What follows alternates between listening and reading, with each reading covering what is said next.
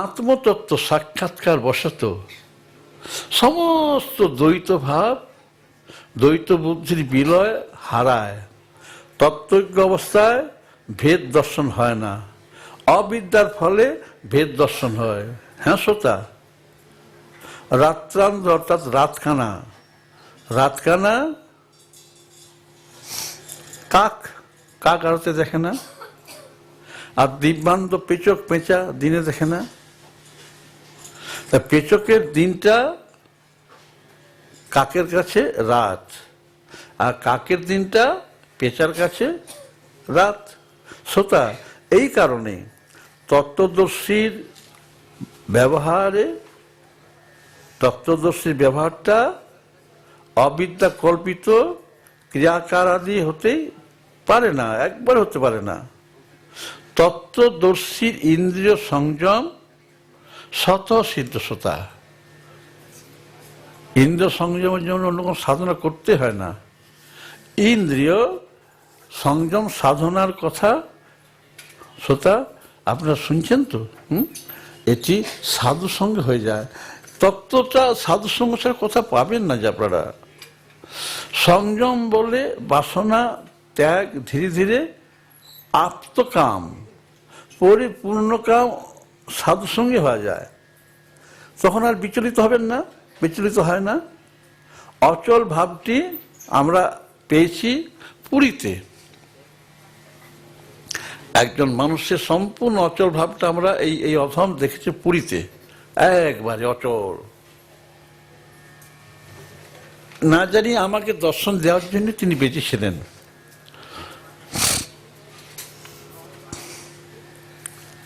সমুদ্র দর্শনে অনুভব হয় পুরীতে অচল ভাবটি। সমুদ্রের অতিশয় গাম্ভীর্য অচল, একেবারে নির্বিকারত্ব।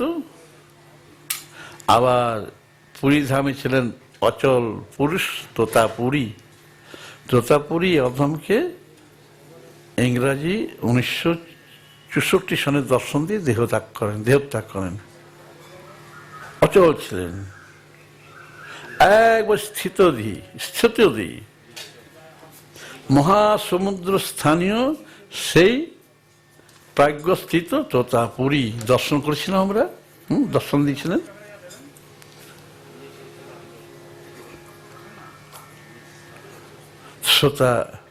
শ্রোতা, সংযম সাধনার মূল ভিত্তি। পুরুষ এক নূতন রাজ্যের সন্ধান পান। সাধারণ অসংযত জীবের পক্ষে যে রাজ্য একেবারে অন্ধকারাবৃত, একবার অন্ধকার। সংযমী ব্যক্তি সেই রাজ্যে বিচরণ করেন। সংযমীর কাছে যা নিত্য দিব্যলোকের ন্যায় সুপ্রকাশিতা, অসংযমীর নিকট তা একেবারে তমসাবৃত রজনীর মতো, একবার অন্ধকার, একেবারে লুকানো থাকে। আপনারা তো সমুদ্র দেখেছেন, সমুদ্রের আপূর্যমানম দশাটি বিচার করুন তো একবার। আপনারা বিচার করেন না, বিচার করলে দেখবেন সমস্ত নদীর জল দ্বারা আপূর্যমান দশাটা, বৃষ্টি আদি হতে উৎপন্ন জল সমুদ্রে প্রবেশ করে। এবং সমুদ্রের দশা কেমন? অচল প্রতিষ্ঠম। নিজ মর্যাদায় সমুদ্র সীমা লঙ্ঘন করতে পারে না। সমুদ্র মাঝে মৈনাক প্রভৃতি পর্বত, অচল পর্বত, সকলের প্রতিষ্ঠা তো রয়েছে। সমুদ্র নির্বিকার। তোতাপুরী দশাটা তেমনি দেখেছিলাম, যেন শান্তি সাগরে ডুবে রয়েছেন। কল্পিত ভ্রমময় সংসার হতে একেবারে আলাদা। মৌন ইঙ্গিতে তিনি সবকিছু জানাতেন। অধমের সাথে দেখা হয়েছিল, তারপরে তিনি মহাসমাধিতে লীন হন। তার ইশারায় বুঝেছিলাম যে এইবারে লীলা করুণা সাধন। ঠাকুর যে লীলাটা করেছিলেন সেই লীলাটা ছিল করুণা সাধন, তার ইঙ্গিতে বুঝেছিলাম। যোগমায়াও এই লীলার নাম দিয়েছেন অহৈতুকী কৃপা সাধন। যোগমায়া তো প্রস্তুত ছিলেন না অফুরন্ত আনন্দ নিয়ে এবারে লীলা প্রতি মনোযোগ দিবেন, কারণ পিতা গরিব ব্রাহ্মণ, তাই লীলাটি হবে গরিবের উঠানে, রাজঅঙ্গন নয়।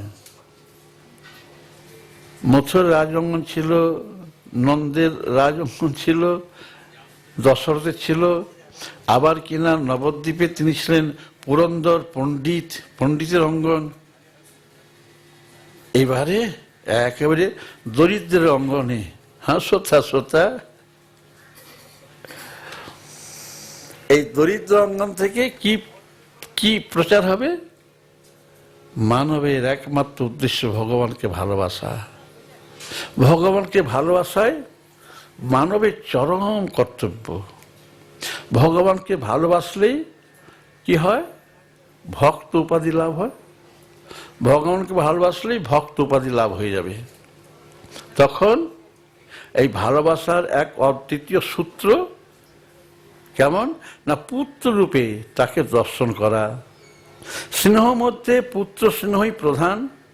এই অপত্য স্নেহের কাছে অন্য কোনো স্নেহ হয় না। পুত্রকে প্রধানত কি করা হয়? যে বস্তুটি সবচেয়ে ভালো সেটি পুত্রকে অর্পণ করে আত্মতুষ্টি লাভ করেন পিতা মাতা। পুত্রের গতিবিলাসে সেই দিকে তাকিয়ে থাকেন, কতই না প্রীতি লাভ হয় তাতে। অভিনিবেশ এসে গেলে সে ভালোবাসার অভ্যাস তো ভুলবার নয়। গয়াধামে শ্রী গদাধর বিষ্ণু স্নেহসূত্রে বাঁধা পড়তে চাইছেন পিতার কাছে। পিতা রূপে নন্দরাজ ভালো ভালো বস্তু খাইছেন, উপযুক্ত পরিধেয় পরিয়েছেন, উত্তম শয্যায় শুয়েছেন, তাতে বড় তৃপ্তি পেয়েছিলেন। তিনি যে পুত্ররূপে আমায় চেয়েছিলেন, সেই কারণে তিনি কঠোর তপস্যা করেছিলেন। কিন্তু এখন তপস্যাটা, ভগবান বলছেন, আমাকে পুত্ররূপে পাওয়ার জন্য তপস্যা করেছিল, কিন্তু এখন তপস্যাটা পিতা রূপে পাওয়ার জন্য আমাকেই তপস্যা করতে হচ্ছে। শ্রবণে আর স্মরণে শ্রদ্ধারূপী অঙ্গনটি পাকা পোক্ত ছিল, সেখানে আত্মশুদ্ধি লাভ হয়। অঙ্গন দর্শনেই ভক্তির উদয় হয়। অঙ্গন দর্শন, নাম শ্রবণ আর স্মরণ মাত্রে ভক্তি প্রকৃষ্ট রূপে বর্ধিত হয়। এই প্রবৃদ্ধ ভক্তি আবার ভক্ত হৃদয়ের কামনা বীজকে সমূলে নষ্ট করবে। মানবের কামনা বাসনার লেশ মাত্র রইবে না। ভক্তিময় ভাবনায় জীব সুখ শান্তি লাভ করবে। তাই যোগমা হাসছেন, এই কলিতে খুব কম সময়ের মধ্যে, প্রায় 350 বছরের মধ্যে সর্ববিধ বিঘ্ননাশকারী প্রভুর চরণ পুনরায় সকলে লাভ করবে। এই লীলা লাগি চাই মাতা, চাই পিতা। পিতাকে পেয়ে গদাধর বিষ্ণুর আনন্দের সীমা নাই। যোগমায়া নূতন ছল করে পরম ভাগবত প্রেম ভক্তির উপাসক সর্বতভাবে নিষ্কাম শ্রী ক্ষুদিরাম বাবাকে গয়াধামে নিয়ে এসেছেন যোগমায়া। অপূর্ব পুত্র বাৎসল্য শিরোমণি এই গরিব ব্রাহ্মণ। ঐকান্তিক প্রেম বাৎসল্য প্রদত্ত পর্যুষিত খাদ্য বস্তুতেও গদাধর খুশি হবেন। বাসি খাবার পেলেও ভগবান খুশি হবেন। গীতার বাণী এবারের লীলাতে, গীতার বাণীটি কোন বাণী না, ভক্তি প্রদত্ত ভক্তের উপহিত যা কিছু আমি আদরের সাদরের সাথে গ্রহণ করি, আবার গ্রহণ করার জন্য পথ চেয়ে থাকি।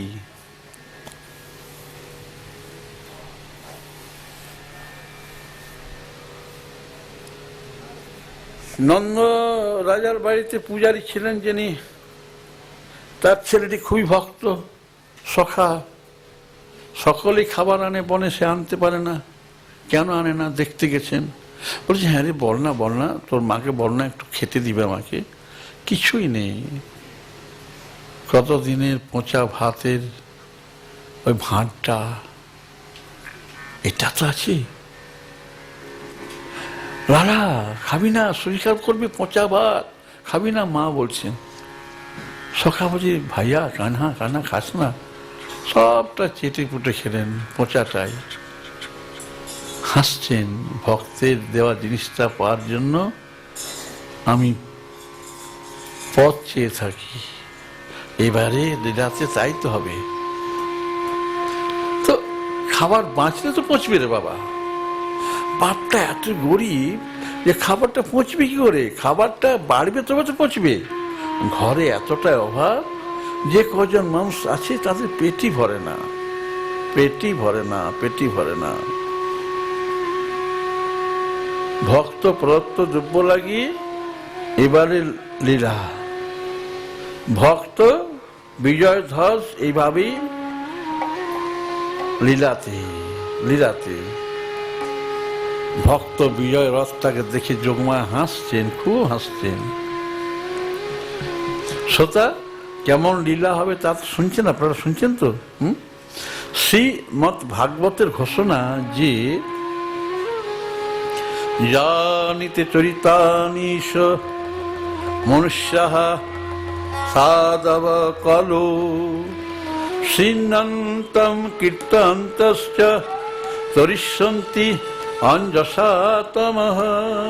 শ্রোতা আপনারা বলতে পারেন যে সাধুবা ভগবান তো কিছুরই বাধ্য নন, তবে তিনি কেন তিনি এইভাবে আবদ্ধ হতে চাইছেন, তিনি বাধ্য বোধক সম্বন্ধে কারো নিকট তো আবদ্ধ নন। এই ঘোর কলিতে, পরাধীন ভারতে, দারিদ্রতার চাদরে মুড়া দয়া মূর্তি প্রসাদ দান লাগি, চরণামৃত বিতরণ লাগি, চরাচর চরিতার্থ করার লাগি, পবিত্র করার লাগি আবদ্ধের ন্যায় এই কলিতে লীলারস পান করিয়ে ধরাবাসীকে কৃতত্ব করবেন, কথারূপ প্রসাদ দান করবেন। কলিং সভা জয়ন্তী আর্যা গুণগ্রাহা সারভাগিনঃ যাত্র সংকীর্তনেন এব সর্বঃ সারতঃ অভিলভ্যতে। ঘরে ঘরে দ্বারে দ্বারে নরে নরে আপন করে, সকলকে আপন করে বুকে টেনে হরিনাম শোনাব। কি দায়বদ্ধতা ভগবানের, হরিনাম শোনাবেন। সেটি কেমন সমাজ বরেণ্য ইংরেজ শাসকের স্নেহধন্য কেশবচন্দ্র সেনের ভবনে হরিনাম কীর্তনে প্রমাণ হয়েছে সেটি। আবার সমাজচ্যুত নিজ জাতি রসিক মেথরের অঙ্গন সেটি প্রমাণ হয়েছে। নিজের মাথার জটা দিয়ে তার অঙ্গনটাকে পরিষ্কার করা। হরিনাম শোনানোর এমন দায় কোনো লীলাতে হয়নি।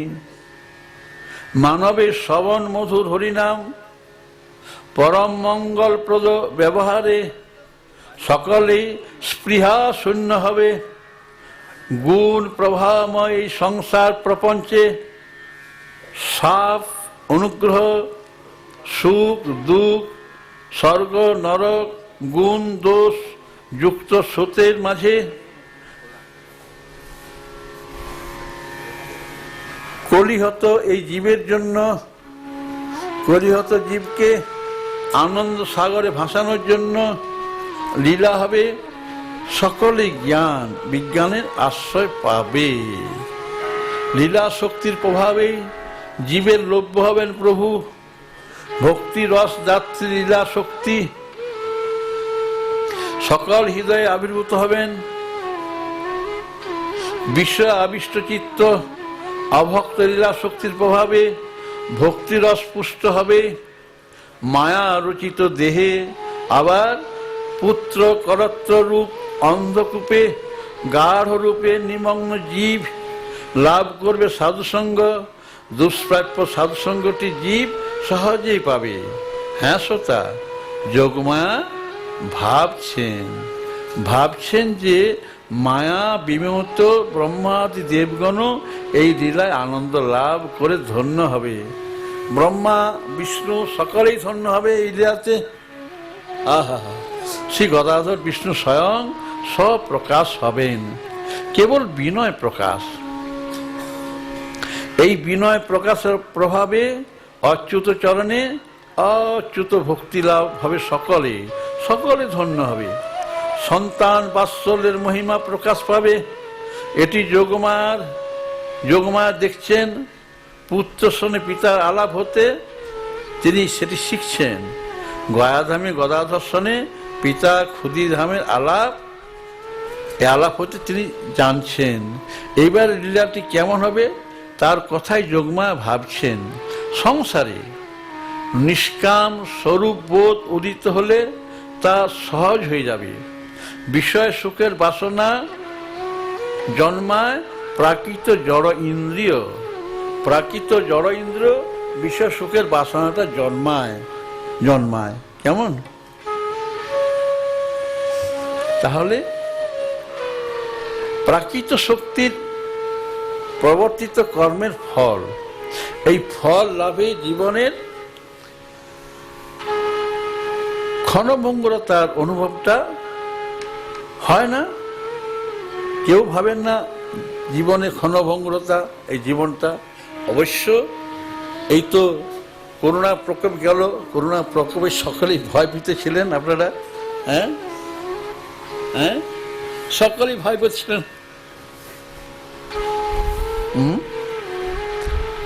সকলেই শূর্পণখা হয়ে গেছিলেন না। এই যে মাস্কটা কখন ব্যবহার হয়েছিল? মাস্কটা দুবার ব্যবহার হয়েছিল। আগে একবার পুতনা ব্যবহার করেছিল।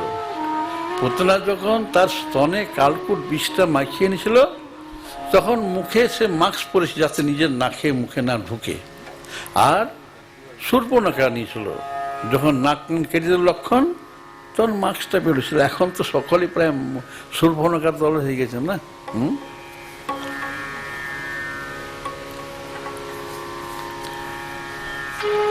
বিজ্ঞানের অকর্মণ্যতা আর কিছু না।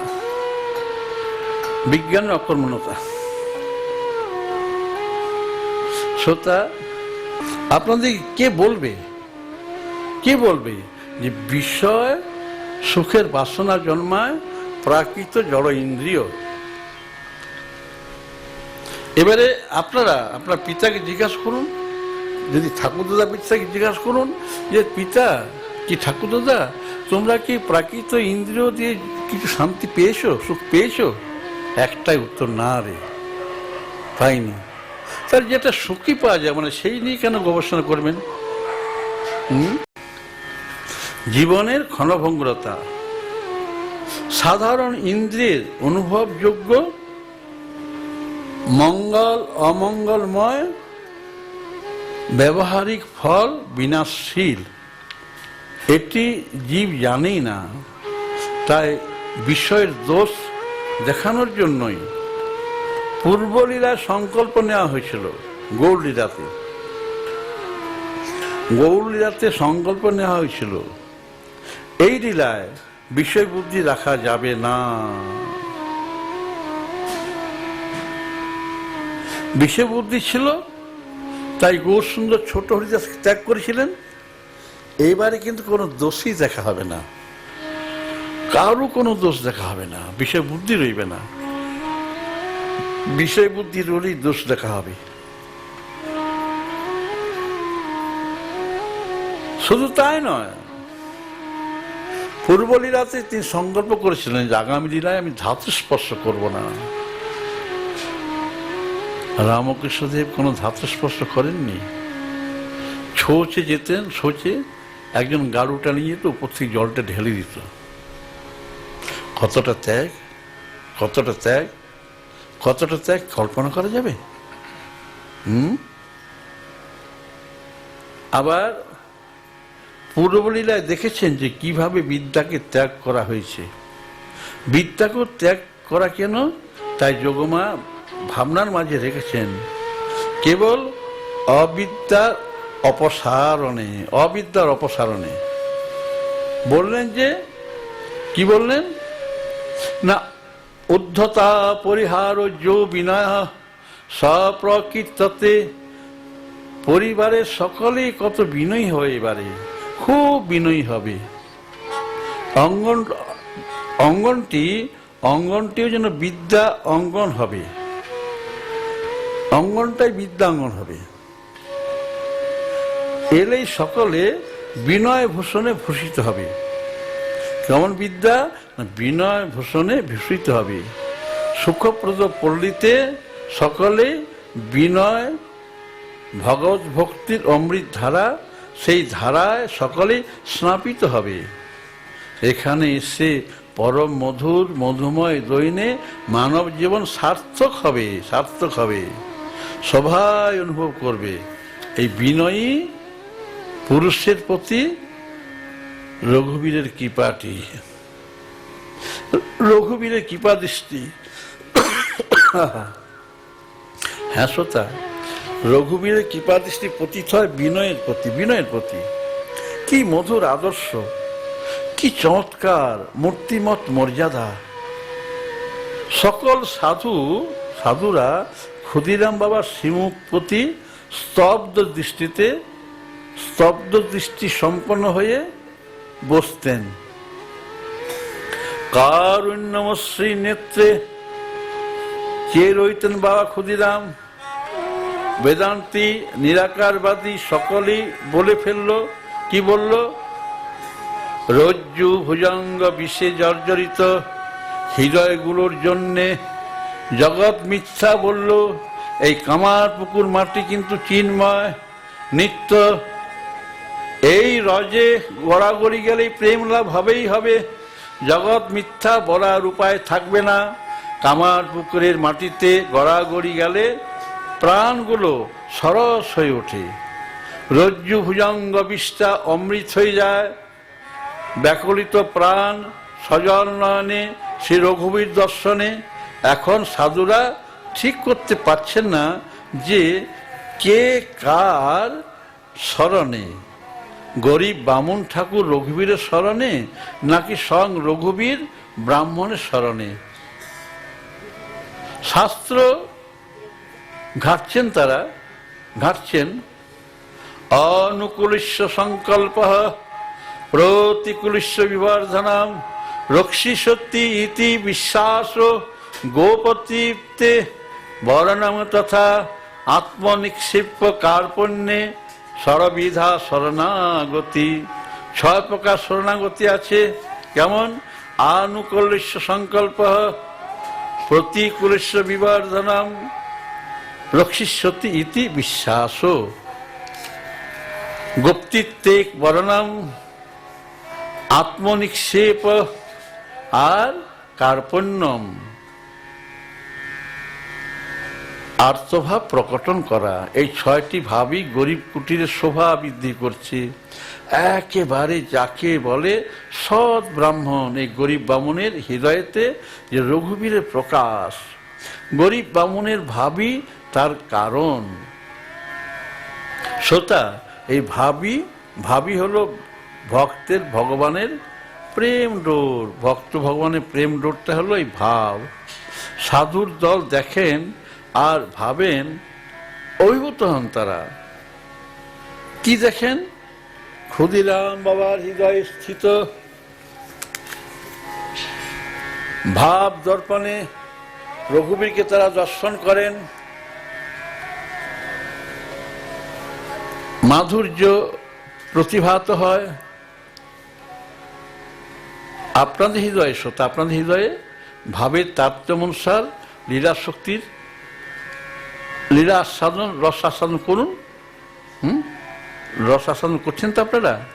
আপনাদের হৃদয়ের ভিন্ন ভিন্ন ভাব অনুসারে ভিন্ন ভিন্ন লীলা শক্তির প্রকাশ। রসময় শ্রীহরি খুব একটা দক্ষতা কারিগরের মতো কাজ করতে পারছে না বোধ হয়, তাই আপনাদের হৃদয়ে আনন্দ লাভ হচ্ছে না, তাই তো? হুম হুম তিনি কারিগরের পাত্রে কি করেন? তিনি কারিগরের পাত্রে রসটা ঢেলে দেন। কারিগর কি করে? কারিগর সেই রসটা দিয়ে রসটা ঘন করে নানান সুস্বাদু সুমিষ্ট তৈরি করে আবার সেইটা পুনরায় তাকেই নিবেদন করে শ্রোতা। এই আপনার ভাব দিয়েই সুমিষ্ট তৈরি হবে। হ্যাঁ শ্রোতা, অনুভব করুন যে আপনার ভাবধারায় শিহরি আপনার নয়নধারায় তিনি স্নাত হচ্ছেন। নয়নধারা আর ভাবধারা, ভাবের গুণই হলো রসকে গাঢ় করা। প্রথমে উচ্ছলিত হয় বই কি, উতলে উঠে। যখন উনুনে দুধ ফুটে আপনারা কি করেন? দুধ তো ফুটে উতলে উঠে, তখন তো নাড়তেই হয়। তেমনি আপনারা শ্রী নাম দিয়ে নাড়বেন, নাম দিয়ে রস উছলে পড়বে না। কেমন করে না? এই যে হাতাটা আছে না, এই হাতা দিয়ে নাম করবেন, নাড়বেন, খুব নাড়বেন, তাহলে উছলে পড়বে না। হ্যাঁ, উছলে আর পড়বে না। কেমন? অর্থাৎ উছলে পড়া মানে একটুতে রাগ হওয়া, একটুতে অভিমান হওয়া, সেগুলো হবে না। শ্রোতা, বেশ হুড়োহুড়ি লেগে যাবে যেন। হ্যাঁ, আবার রসের গুণ হলো ভাবকে বর্ধন করা, ভাবকে বর্ধন করে। আবার ভাবের গুণ হলো রসকে উচ্ছ্বলিত করা। তাহলে ভাব গাঢ় অবস্থায়, একবারে গাঢ়তম অবস্থায় উপনীত হলে একদম পূর্ণতম হয়ে উঠলে ভাবের পূর্ণতায় রসের পূর্ণতা। ওই যে গরিব বামনের হৃদয়ে পূর্ণতর রূপে প্রকাশিত স্বয়ং শ্রী রঘুবীর, শ্রী ক্ষুদিরাম বাবার এই ভাবের পূর্ণতম বিকাশের ফলে